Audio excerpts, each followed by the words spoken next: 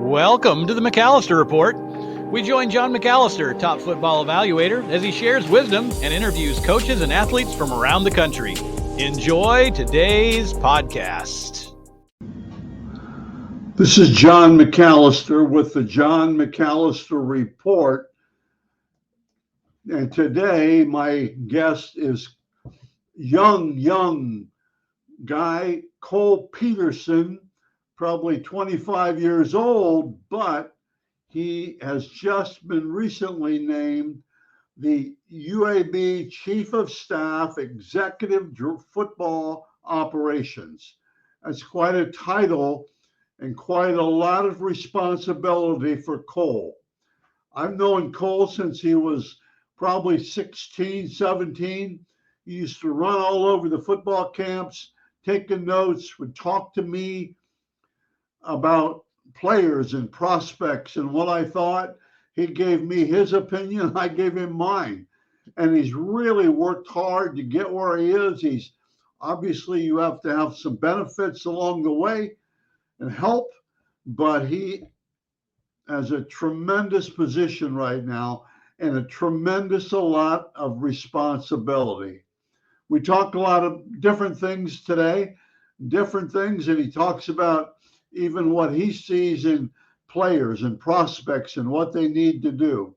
And of course, he talks about the University of Alabama at Birmingham, and just an exciting time for everybody.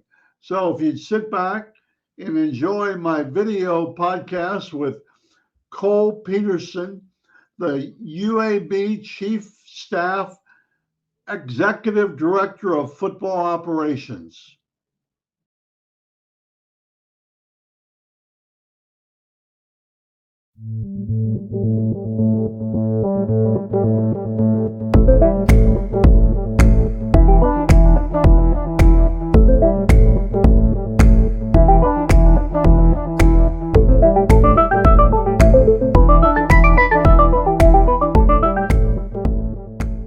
Like I said earlier, my guest is Cole Peterson, and Cole and I have a long history. You know, I think when he was about 18 years old, a high school senior, and we'll talk about that after a while. But about Cole Peterson, you know that he's young and he's moved up quickly and he's doing a great job. Cole, how are you this morning? Doing great, John. Thanks for having me, man. Down in the warm weather of Alabama. You know what? It's 80 degrees today, so I was able to shoot a text to my dad this morning and say, hey, it's 80 and sunny here this morning here in Birmingham, as he's back in Cincinnati in the cold weather. I don't know. I think it's 30 something or whatever. It's really nippy. Anyway, what's your title now? So my title by the book is Executive Director of Football Operations. At UAB. Okay. Now, the second question I would ask you, briefly tell me what that is. So it's the day-to-day operation of our football program. Make sure everything off the field is running smooth, especially with just being a new staff, really creating the structure of how we can operate most efficiently day-to-day. As a new staff, and then obviously encountering 125 new football players. And so when you're doing that, you got to figure out what's best for this program and what's going to help us run a smooth sailing ship. And so the biggest thing for us right now is just seeing every which way of the department. I always say it's all arrows going in the right direction. And that's been the biggest challenge, but fun challenge for us. And so anyone who touches our kids, we just want to make sure that, you know, all arrows are pointing in the right direction as we're moving forward in this thing. Now, you're working for a new head football coach as well, right? Mm-hmm. Yes, sir. Yes, sir. Tell me a little bit about him and his new staff. Yeah. Trent's awesome. Yeah, Trent's awesome. You know, I didn't know Trent prior to coming here. Obviously, I knew Trent from a persona, you know, being longtime NFL quarterback, and then, you know, his days on ESPN, and then obviously recently being a head high school coach at Lipscomb in Tennessee. And if you follow that trail, probably one of the most successful Tennessee high school teams ever in the history of high school football, and did it in a short time period and turned it around really from nothing into a mega powerhouse of Tennessee high school football. And I want to say the other day when we were talking, they finished in the top 11 to 15 high school teams in the country last year. So that's just a little brief on, Coach and his relationship I've built with him. It has been unbelievable these past 2 months. And then our staff, it's been fun. Feel like we probably have one of the best staffs in college football. We were able to build an unbelievable staff with a great group of people pulling from all sort of different places in college football, all different levels, to create one of the most unique, diverse staffs in America. And that's what we feel we have here. It's really good. I guess neither one of us had mentioned it, but we're talking about Trent Dilfer. Yep. And, he's the new head coach. Now, I know it sounds silly to some, but spending those 2 years or whatever he was at Lipscomb High School may be more beneficial than anything else, because he's worked with kids and understands kids. I call them kids, but understands them, and it can relate to them rather than coming right out of the pros. And that's really good. Now let's go back and let's pick you up and I want you to do this briefly. But my memory of you, and you and I've joked about this. It was an Ohio State camp, a summer camp, I think, and this little 18-year-old guy, he was still in high school, is questioning me about recruits and then writing notes about who I liked. And I'm thinking, man, who is this guy? Who is this? And then I was able to track down your dad and talk to him and Coach Peterson, John Peterson, and I got it straightened out. And from then on, every time I saw you, it was more the same. But you were honestly, and I don't really have any reason to pat you on the back that much, but you had a really good knowledge of what was going on and at a high school age, which is really amazing, I think. Let's go to Youngstown State, but let's start earlier than that. Okay. Where did you leave high school? Where did you go then? Real fast. Yeah. So, high school, graduated from Pine Richland, Pittsburgh, PA.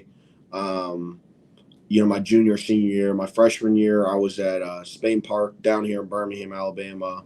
Sophomore year, Greene, Ohio, in the Akron area, and then Pine Richland my junior, senior year.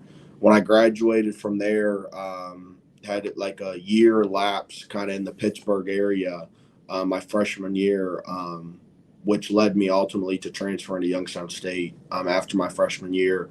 When my dad left Pitt and we were moving away from Pittsburgh, I didn't really want to stay there. So I took the leap of faith and went to Youngstown State with President Tressel and Coach Bo Pelini. And, I truly give it all to, my dad and then Coach Bo and Coach Tress, because those are three of the biggest mentors in my life. And having that opportunity at Youngstown State, obviously my dad and Coach Bo being college roommates and growing those 4 years at Ohio State and becoming best friends and being each other's weddings, and it goes on and on. And those are lifelong relationships, and it's been fun for me to build that relationship with Coach Bo's son Patrick. We're the same age and both in this industry now, and so I really that's kind of that path from really when I saw you as an 18-year-old at Ohio State camp.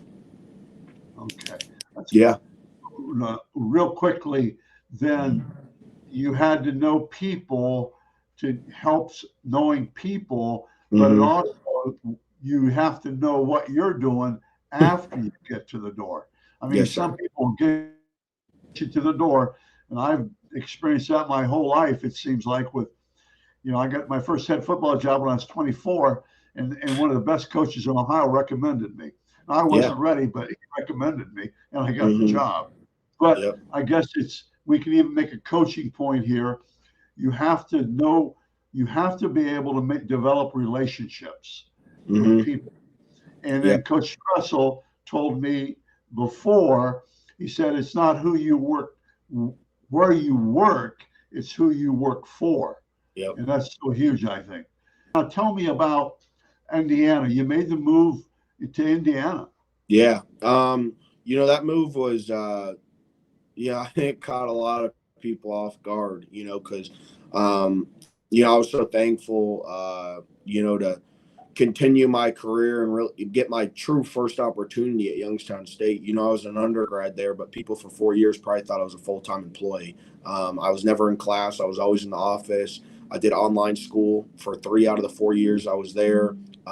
Worked full days just like a coach would. Was truly probably, a DFO, assistant DFO, special assistant to head coach, director of player personnel, all in one for almost 3 out of 4 years in college. Was our signal caller freshman year under Bo. Like, did it all. Like, you name something, I was doing it at Youngstown State, which ultimately led me to get hired there. And I don't think a lot of people knew, I wasn't supposed to be at Youngstown State. I was really between everybody there, it was, Cole, you need to go grow somewhere else. And when the time came to when I did get those opportunities, I had about 5 to 6 on the table. It was like, Holt, well, maybe Cole, you need to stay. And that's when it came into it. And that's when Doug offered me the position of the DFO, director of player personnel there. I'm forever thankful for him for that opportunity, because ultimately, without that opportunity, I really probably wouldn't be sitting here in this seat today.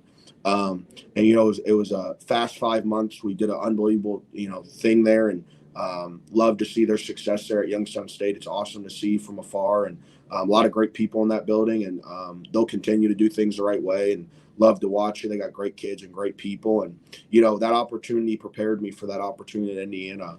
And I had an unbelievable opportunity to go to Indiana and be the assistant DFO, special assistant to head coach, and kind of be the right-hand guy for Tom Allen, and be the right guy for our chief of staff, Mike Doig. And, I really probably professionally grew up the most there at IU.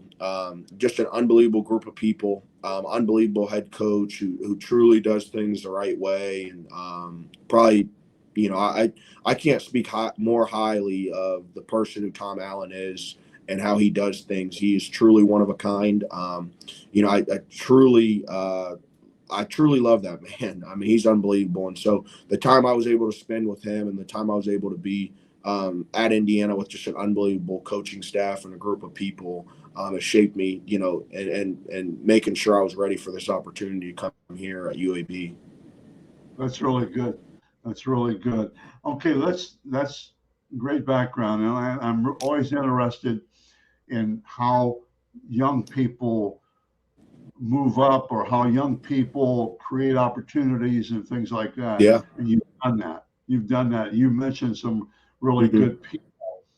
Let's talk about UAB now. What's that program like, Cole? What's that program like? Compare it, because all we know up here, is the Big Ten and the MAC. Yep. Tell us about Youngstown State. Tell us real quickly about UAB. I think with us making this jump into the AAC, you're going to see those beginning years of Cincinnati when Coach Fick was there. Everybody kind of just saw Cincinnati as that old Big East team, the Ohio State's little brother. But then UC was able to challenge Ohio State in these last coming years with making that playoff run and all those things. And so I think that's what, from an Ohio perspective to an Alabama perspective, that's what you're going to get out of us. It's not a MAC school. It's not. We're in the, Power Six per se of the AAC. It is a high caliber football program. We have a $30 million football facility, $98 million football stadium. It's big time ball. It's a big deal, and I think when you compare schools, and it's hard to compare and try to Ohio to Alabama. I think when you truly compare them, Cincinnati and UAB, Cincinnati is probably up here just with the Big 12 and the recent success, and credit to Coach Fick and how he built that these last few years. It's unbelievable to see him, and he'll have tremendous success at Wisconsin. There's no doubt about that. But I think you see back to those early days of what Coach Fick got into at Cincinnati, and knew what it could. And I think you see that same vision here with Coach Dilfer getting to UAB and knowing the vision it has been. And let's not get it twisted. Coach Clark, did an unbelievable job here at UAB. Last 5 years, they went to 5 bowl games, won the conference west side of the division 4 times out of the 5 years, and won the conference 2 times in the Conference USA. So Yeah. it's not like we're coming into a bare bones program. We're coming into a well-built program. It's just putting our twist on it and taking it to the next level to where we think it should be. And that's to be a New Year's Six bowl year in and year out with an AAC title. So that's really helpful to me because you mentioned Cincinnati and you kind of comparing the two, which I think is really helps people up north. And I think it helps people that are watching this understand now just what it's all about. Okay, let's talk about what you expect. Or you've been around Coach Dilfer, you've been around the staff, obviously, probably more than anybody. So what do you get from them? What do they want to see in football players, freshmen coming to UAB? Yep. We want to get the tangibles, height, weight, length, and all. But what are some of the intangibles that not only maybe at UAB, but what you've collected, Cole, over the years? What are be some of them intangibles? As you've come up through the ranks, and you're young yet, but you've come up through the ranks, different coaches. What are some of the intangibles that they're looking for at UAB in players? We want high class. Yeah, we want high class young men. We want, obviously we want great football players on the field, but off the field's even more important for us. And we want the kids who academically are doing the right things in the classroom, because I do truly believe there's a direct reflection of what these student athletes are doing in the classroom, and it translates over the field. We want the kids who, someone throws something away and it's outside the trash can, and that kid keeps walking. I want the kid who's following up behind him and grabbing that piece of trash and throwing it in the trash can. I want the guy who's willing to, after practice, do his homework and then go watch film. I want the person who's doing the extra things. And I think, right now you're finding that maybe you're not finding that a lot, but when you do, you're striking gold. And so that's our job as a staff and as a program, to find that gold. And then, and if they don't have that, then it's our job to pull it within them. And so I think, as we build this culture and we build this program, we're going to do that. We're going to get the most out of all these student athletes on and off the field. Our 3 pillars within this program are serve, grow, launch. We're going to serve these young men. We're going to grow them, and then we're going to launch them into, if they have the God-given ability to go play in the NFL, then, that would be an unbelievable opportunity. But we want to prepare them for life outside of football, to have an opportunity to grow in this world. Serve, grow, launch. Okay, yes, that's sir. Really good. I don't know if I've ever heard that. Those words like that, but that's really good. Okay, let's talk about just a couple of more things, and I'll let you go back to work. Okay, what do you feel, or how do you feel about the transfer portal, Cole? You can say, or whatever you want to say about it. How do you feel about the transfer portal? I think there's always a good to bad to everything, right. In life. You can go get a great steak somewhere, you're going to find something bad for it, and you're going to find something good for it. So I think there's a lot of positives, a lot of negatives. I think the negatives are written right in front of us, and it's that 10 years ago you were unhappy, you needed to work harder, and you needed to figure it out. And not always is that the case, and everyone understands that. But there are a lot of cases where it's like, just because you aren't playing your freshman and sophomore year doesn't mean you're not going to be an All-American by your senior year. And so I think you're seeing that guys just trust the process. And then I think, and negatively, I'll stand to this, at that FCS level right now, I think kids are getting plucked. And it's unbelievable opportunity for those individuals, but it does hurt those FCS programs. Those guys who are all conference kids in the Missouri Valley Football Conference, which I think is the best FCS football conference in America, hands down. And you see naturally, there's plenty of kids from those conferences who are capable of playing at the Power 5 level. And so obviously it's an unbelievable opportunity for that athlete to get to that level. And, with the capabilities of NIL and all those things, it does provide them awesome opportunities, but it does hurt college football in that aspect. I really do feel that. Right. What about, you mentioned NIL briefly? Yeah. Tell me about the NIL. I love NIL. I think it's I do. I think the kids should be rewarded for what they do on the field, what they do, as a brand. If a kid wants to make a brand and sell hoodies all over the country and make money, let them sell hoodies and make money all over the country. If someone wants to sponsor him to get a free pizza, let him sponsor or get a free pizza. I think it's silly that a kid who is going out providing for 107,000 in the Horseshoe at Ohio State, can't go to Donato's at night and get a pizza for free because he just scored 3 touchdowns, and so, I think I do love NIL. I think it's grown a little out of control with some of these contracts you're seeing in these numbers. I don't think that's really what it was ever for. I think NIL needs to get to have a strict ruling what it truly is. I think it was just kind of thrown into college football, and it was the wild, wild west, and it still is. And before, I do think within college football, guess what? There's a lot of smart people who can figure it out to do it the right way. And I think it needs to happen within rulings and things like that. And I think it will happen. But I think right now, you're seeing it just so crazy in these numbers and contracts, and it's growing out of control. I do like the idea of it, but I do think structure and growth needs to become a urgent factor within the NCAA. For my 2 cents, I totally agree with you on just about everything you've said, both NIL and the transfer portal. I think one thing with the NIL, I totally agree with you about wearing a kid's name. I think there needs to be some compensation. Yes.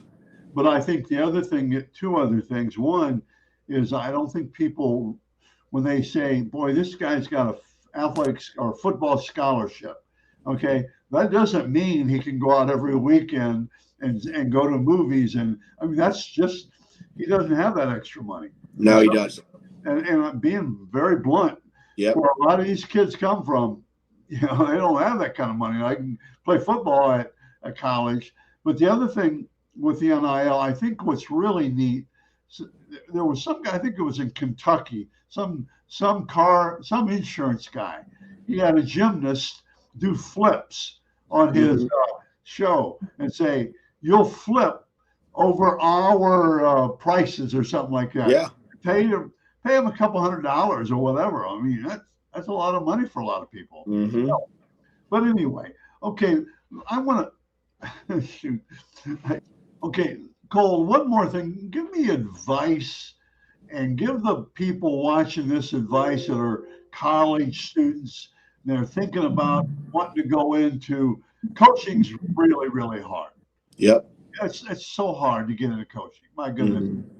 But tell me about if a person's looking to be in the football recruiting or in football ops and things like that. What would you suggest for them? Yeah, that's a great question. What would you suggest they do, Kurt or Cole? Yeah, I think it goes back to, it sounds so generic, but I was always raised to be the hardest worker in the room and do literally anything possible that needed to be done. I think that still holds true. I still try to be the hardest working guy in the room. What about, the last thing I'd like to cover are the high school athletes, the football players. Yeah. You've been around enough. We're getting so much with social media. What are your suggestions as far as a college or high school student, high school football player, a college prospect? What do you suggest they should be doing now? with social media? Yeah, be smart. There's so many different things that you can get caught up in, and I don't think you need to overly tweet at coaches. I don't think you need to overly tweet everything you do in life and post it on Instagram. I think there's times and places to do those things. There's time and places to be a kid, and you can post those certain things, but I don't think you need to tweet at every college coach in America. And I think you need to work hard, and if you do the things that your high school coach are gonna recommend you to colleges, that's what you need. And I still think it goes back to going to camps, getting coached by these coaches. Don't go to unrealistic camps. You don't need to go to 25 Power 5 schools if you haven't heard from one of them. Go to the we'll keep it relevant in the state of Ohio. If you talk to John Carroll, if you talk to Finley, if you talk to a Mac school, you talk to any of those people, those are who you need to contact, and those are who you need to go to camp to. I think maybe going to one of those big camps is great. One of those mega camps in the state of Ohio now that a lot are hosting, but I don't think you need to waste your time and go to 25 Power 5, camps if you haven't talked to any of them. I think I really appreciate that. I really appreciate that. And saying if nobody's talked to you by now or in the next couple of months, why I have to be careful because why travel 5 hours to a Power 5 camp? Yeah. Everything you've said. Now, the sad thing is that I respect you so much. Yeah. Parents and kids probably aren't going to listen to you. Yeah. Yeah. And that's fine. No, but I agree with you. What I'm saying is they're not they got their minds made up. They're all going to be superstars. Cole Peterson, I really appreciate you taking the time. And I'm follow your career. I'll keep following you, that little 18-year-old. So I don't think you were 18.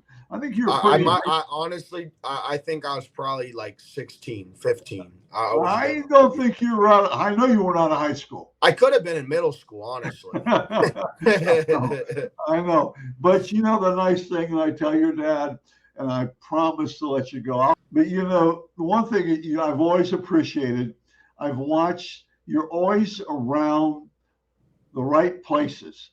On the sidelines, you always seem to be in the right places.